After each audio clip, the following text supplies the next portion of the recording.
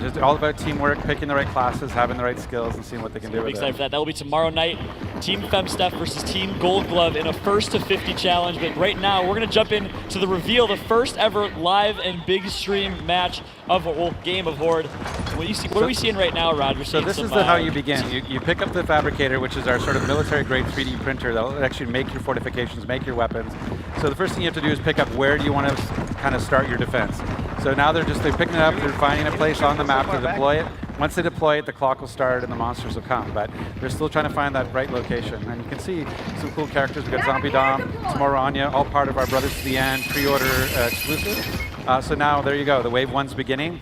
And now it's all about earning some energy. You see those little that icon there about some energy. As you kill things, you'll pick up energy, and you bring it to the Fabricator, and that allows you to build. And so they're putting down spikes right there. They talked a little about burning and building bridges. Looks like in Horde, we're still going to be building fortifications. That's building and burning barriers. Yeah, at this point is basically barriers, not bridges. Interesting. So the Fabricator is really the key to where you're going to set up as a team and where you want to start. Looks like they decide to go back into their spawn. We're seeing Relic right now. Relic is a map.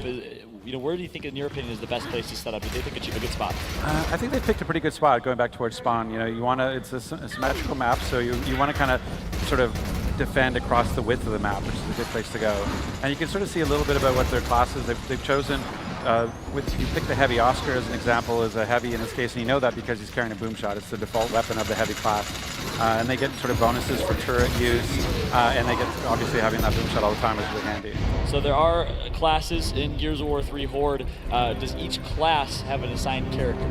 No, you can mix and match as much as you want. It's not like Overrun and Judgment. Whatever class can have whatever character, and so and you're not locked to your weapon. So if you're an engineer and you want to pick up something off the battlefield, you can. The only thing you're sort of locked to is your repair tool and your pistol slot. But everything else you can pick up and mix and match as you want. So I don't have to worry about a bunch of Barons running around repairing I mean, the heavy, over against they have the boom shot, they have explosive weapon benefits, but they can swap that out for a drop shot, and they still get the same benefits because it's another explosive weapon. Right? Very cool. Very cool. So we're going to see round number 2 here. We saw some new enemies here in wave number 1. Those are some DBs, or we saw Peacemakers. Is that the standard for round 1 or wave 1 of Horde? Is it going to be DBs only? No, it mixes and matches. Like what happens is the way the system works is that basically they get a certain amount of points they use to allocate their what the system allocates points towards the spawn. So you can get kind of a variety within a certain type. So it could be a lot of one kind or just a few mix and match, right? So, but they do sort of go up in. There'll be certain enemies that show up on certain waves. When you see a Guardian as an example, a floating robot, that's in the later waves of that round, and we'll probably see one as we get through. Cool. So breaking on the action, what we're seeing right now, we saw Sadko pick up a headshot, and I think we saw the teams from last match are merged. Game Tech are now buddies, they're now teammates, trying to repair the relationship after that one. And round number 2, obviously they're working together, rotating as a team. This is a little bit different than what I'm used to seeing in Horde. They're rotating around the map. They're not really fortifying in one area. Is that something that's different about Horde 3.0? Well, no, I think it has to do more with where we are in the cycle, right? Like Horde is a 50-wave kind of an endurance test. It's a fight for survival. And these first 10 waves, you can be a little bit looser in terms of where you fortify and having to stay behind the barriers because it really hasn't pressed you yet. So these first 10 waves are really just a taste of it. So if they were to fail in the first 10 waves, I don't know if we can keep going after that. But I think that it's that notion of being able to, this is where you're earning some energy. And the trick here is, they have certain paths, like a scout as an example. The scout doubles the energy you earn if they do it during combat. So you'll see that when the scout goes out and they have the one with the shotgun, you can see the Nasher. Then if they go in and they pick it up while combat, they'll get an extra bonus. They get double the energy. So the trick is you really want to use that scout to go and claim all that energy, and then you can actually get a skill which allows you to get an extra bonus when you deposit. So you really want that scout out there picking up all that energy. Wow, that is really cool. And me as a multiplayer type of Gears Horde player, that's awesome to hear. That takes some skill and puts it into Horde in a major way. You want to give the scout someone that has good movement, someone that's maybe fast. Right. So now we have someone go down. So now their cog tags spawn into the world. So it's another thing we're doing differently in Horde 3.0 is you can actually recover your teammates. So you can go over and pick up those cog tags, bring them back to the Fabricator, and that'll bring them back to life. So you can see right now they're carrying Vladimir Gluten's cog tags. So head back to the Fabricator, and the first one's always free. So they take that back, and then they'll come back and then back in the fight. So it's going to cost you something after the first one. As for the first one, it starts going higher and higher with each one. So you don't want to do that too often. And here you said that's going to cost energy, or what is it that it costs? Is it yeah, it costs energy, which will drain. It'll drain out because you can see in the top left there, they're showing you how much energy you're carrying personally and how much is stored in the fabricator. And so you want to that as you bring people back, they'll start draining your fabricators. Wow, that is so cool. So energy replaces money or currency in Horde 3.0? Yeah, it's energy. Be able to feed the fabricator to be able to create the the fortifications you want. There you have it. Very cool. You see there we go, wave 3. 2 kills. Chainsaw Suit with 4 kills there, and that one is round number 3. They are cruising right now, but Rod did say that they can't make it to wave 10. Very embarrassing. We'll see what they can do as it gets more and more difficult in wave 7 through 10. Sorry, interrupting you, apologize. So what you see there is like picking it up in between waves, they don't get that bonus. So you're getting like half the energy you could be getting if you're doing it in combat. So you really want to try to, it forces the scout to be aggressive and get out there. I see, okay. So you really want to play scout if you're the type of person that likes to get down and dirty in close range. Yeah, absolutely. That's why we give them the shotgun. We expect them to be out in the middle of all of it, right? And you want to play that way. But what's interesting is that you don't have to. You're not fixed to one of each type. There's 5 classes and 5 players, but it doesn't mean you have to have one of each class. You can do all engineers, you can do all heavies, you can do mix and match, you can do one of each. It's really up to you and your team and your play style to figure out how you want to play. So it's almost like an evolving meta in Horde. Yeah, absolutely. And because you have so many, like 11 different skills each class has, but you're only ever able to bring in at max level, you can bring 5. In this case, they're only able to bring 3 skills in. So of those 11 skills, they have to pick which 3 they want to take with them, and then they play to those abilities. And so you touched on something that might be a little bit new to people. There's skills. Is it almost like a skill tree, a talent tree? What is that? Yeah, well, you have 11 of them, and basically you are able to, through the card system we have, you're able to kind of level up those skills so they get more and more beneficial as you go, up to 5 different levels. And so you can take it even higher and higher with the cards. And what's cool is that just by playing Horde, you'll earn again currency that you can go get cards just by playing. Wow. And Rod, it's been 3 minutes. I have not played Horde yet myself, and I could not be more excited. It just seems like it's so much deeper, so much richer in gameplay and metagame and in content. The reviving piece, taking back to the Fabricator alone, we're going to see that right now. Right, so you see right now they have a bonus objective. If they get 10 kills in a 30-second window, they'll get a big airdrop of weapons and in-game energy that they can use in the Fabricator right now. So you see that countdown. They got 3 of 10. Now they got 9 seconds to get the other 7, which of course they won't be able to do. But as they get kills, that window will change. Wow, very cool. So 10 kills in 30 seconds, definitely doable, especially when you have a heavy on your team that is using a boom shot. We saw, I think it was Dom with the boom shot in his hands. I'm board Tycho right now. Boom shots are flying. What class is Tycho playing? Yep, he's going for a revive here. Oh, Sentinel, which is the Guardian with a rocket launcher. So that Sentinel's dangerous, and the Sentinel is really this Guardian that has a shield in front of it. It's very meant to sort of force co-op play. You want one team member to take down the shield, and then the other team member to come in and take him down. There you go, on board right now. So there you go. See, when Tycho went back, brought back a lot of retreat at the Fabricator. Oh, someone's down. Man down. Oh, the Sentinel putting in the rockets. Yeah, they ate a rocket. What level are they playing on? Is this hardcore? This is hardcore. Okay. So this is, you can go down pretty quick. That's what those shock trackers, which are the rolling balls, they can actually down you in one explosion. So you really got to be careful once those trackers come out. Very cool. So we're seeing some new enemies. We're seeing some new weapons, of course, and a lot of new gameplay here in the metagame of Horde. Of all the new enemies, which are some of your favorite to fight against? Yeah, it's really cool to see. Like, this is where it starts to, as you start to move through, you can see, like, if you go back to where that Sentinel was, you could actually go and rip the salvo off. They could have taken that rocket launcher out of it, but they're still new to the game. I don't think they know everything they can do yet. But it's one of the cool things is that when you fight a Guardian and you down it, you can actually go and rip the heavy out of it. And so it's either carrying this new tri-shot, which is a kind of a new 3-barrel gun, or you can actually pull out the rocket launcher, what we call the salvo. So now here we see they're putting out sentries. So and what's nice with the sentries, it shows you what the range, how far it goes, how wide it is. That's very cool. What class is it? Is there a certain class that can occupy a sentry better than others, or can anyone use a sentry? No, there's just the one type of sentry that goes, but as you level it up, it becomes more effective. And then engineer can have skills that can actually change rate of fire, health, amount of ammo. And so you can really modify the sentry based on the engineer. Here's the engineer doing repairs and reloading at the same time. Very cool.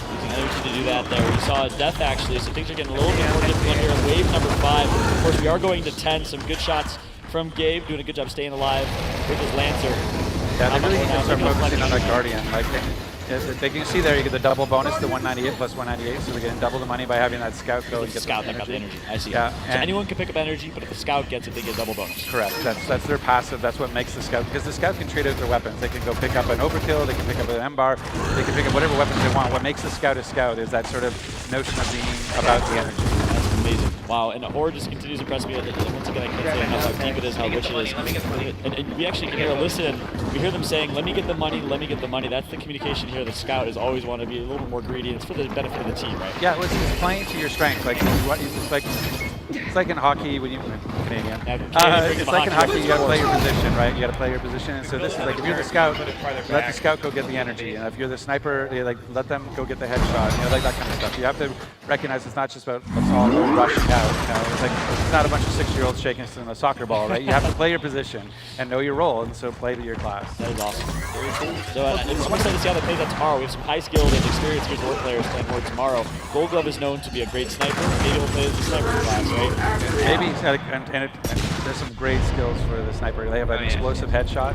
When you pop the headshot, it actually goes into splash damage and destroy enemies around it. What? So there's a lot of really cool. And the heavy has one of my favorite, which is that it has when you use the bolt hawk, that with the smaller the amount of ammo you have left, the stronger the shot gets. Wow. So every shot is stronger and stronger and stronger. And so you're blowing people away with your bolt hawk. That's unbelievable. Yeah, what other type of skills that are out there? You know, you mentioned the skills with the sniper. That sounds so cool. What other type of skills or trees are out there? Well, it comes down to just leaning into what they do, right? Here, an engineer can do like repair efficiency.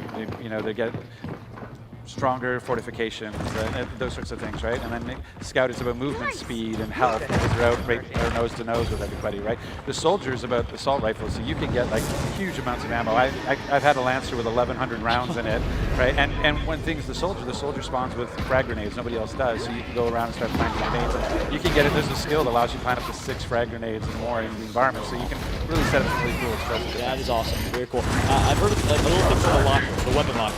Talk to me a little about what the weapon that's one of the new we haven't fortifications. seen it yet happen. Hope we do, but in case it doesn't happen, talk to me about that. Yeah, well, so one of the things that, you know, in the previous board matches, what would happen is a bunch of stuff would fall on the ground and it would just get cleaned up in between waves. And so you wouldn't be able to sort of stockpile it. So we have this new fortification called the weapons locker that you can actually go and pick up that rocket launcher, put it in the weapons locker, and not only will it hold on to it in between waves, it will actually be loaded for you. Wow. So you can go and drain it down to one rocket, put it away, fight for a couple waves, come back, and now I've got a fully loaded rocket launcher ready to go again. So it tiers over time. You get more and more ammo over time? Or yeah, and what's cool is that as you level up, like as they spend money, what you'll see on the fabricators, that as you spend money, it gets closer and closer to leveling up. So the more you use the fabricator, the faster it levels. And then so you get like a weapons locker, level 1, you get 1 slot, level 2, 2 slots, level 3, 3 slots, level 4, 4 slots, so you can store more and more stuff on it. And we just saw Cyan Boomshot on screen, took a lot of damage to die. Talking about that enemy. Yeah, it's just a really tough enemy. You know, they bring in the heavy weapons at that level. You see their value by the stack of energy that's left behind. So you saw the 3 stack. That tells you that's a very valuable enemy. So I got to ask you. a lot of money to deposit. And I might have some personal incentive in asking you this. Wave 50, what can we expect? It's crazy, right? Like, so we call them poisons. Like, as you go through each section, they'll double health, they'll double accuracy, they'll double damage, and that last 40 to 50 is like 2.5 times everything. So 2.5 times damage, 2.5 times accuracy, 2.5 times health. It's a push, it's a grind, right? So here it's kind of au naturel, but as it goes, it gets harder and harder and harder, and you really have to play into your skills and play your role to get survivors 50 waves, which I'm going to be really curious to see tomorrow night if we can actually see the first to 50 like on the stream. Wait, you think it might not happen? There is a possibility. Whoa! Well, part of it is like I've been part of it. I've been part of a group that's picked the wrong classes, picked the wrong skills, didn't work together, and you can actually get caught in a negative loop where you can't rebuild, you can't recover, and so you have to start over. We had to start over. Like we got to like 28, we wiped 3-4 times, and then we just said back to 1. We start again, and then off we went. And we got to 50, but we had to play differently. We made a mistake, and I think with new players not knowing how to work together, there's a good chance they're going to stall. Gold Glove, my friend, if you're watching this, if you're a fan of Gold Glove, tweet at him. Rod Ferguson calling you out. He's saying there's a chance that our squad, the best squad, won't make it to 50 tomorrow. We'll see about that, Rod. That is my mission to prove you wrong tomorrow. And I couldn't be more Well, now they got the competition. Now it's not just about can they get there, who's going to do it first. That is true. It adds a whole other layer. And, you know, at first when I heard this, of course, we're playing 2 different games of Horde. But for just a second, I thought we were in the same world, playing 5-on-5 Horde. Because each map is symmetrical, right? So one team on one half, and the other half. That's not how it's going to work, but that would be crazy if that was the case. So here we have the shock turret set up. So what the shock turret does is a long-range stun. But as you go up in level, it can actually get stronger and stronger. We're actually going to start popping things for you at long range. It's really useful tool. But one of the things that's cool too is you can upgrade on the fly. So if the fabricator goes to level 2, you just go to your fortification, you pick it up, you upgrade it, you put it back down, and off you go. Right? So it's a really easy process to upgrade as long as you have the energy to fabricate. You can see here, we've got over 4,000 fabricator. It's draining now because I think someone's repairing. But it's, they can really tap into the fortification with all the money. So here's the pouncer. You got to be careful. It's a co-op enemy. It'll knock you down, ping you down, and take you out if you don't get free. Wow, very cool. And we're looking at the heavy right now with the boom shot. Oh no! A self-kill. I gave the cactus curse with that one. I called him out and immediately demolished himself with the boom shot. So he's dead now. Gabe picked up his contacts and took him back to the fabricator and revived him. Yeah, take it back. But if you're close to ending the wave, they'll get back up just by the wave ending. So you only have to do it to really. You have to look at that eventually. It's like, do I spend the money or do we just get the 3 kills and get them up? Without having to spend the money. So they're on wave 7. They're doing strong. They're moving fast here. So that's pretty good. They've got some good defenses going. Look at that sentry shock turret kind of combination there, which is good. And the barriers will slow the enemy down as they try to cross them. So they'll give the sentry and the shock turret a chance to like do their work. They're setting up pretty well actually. That is awesome. So now we have another bonus objective. Can they finish wave 8 in 2:45? They do that.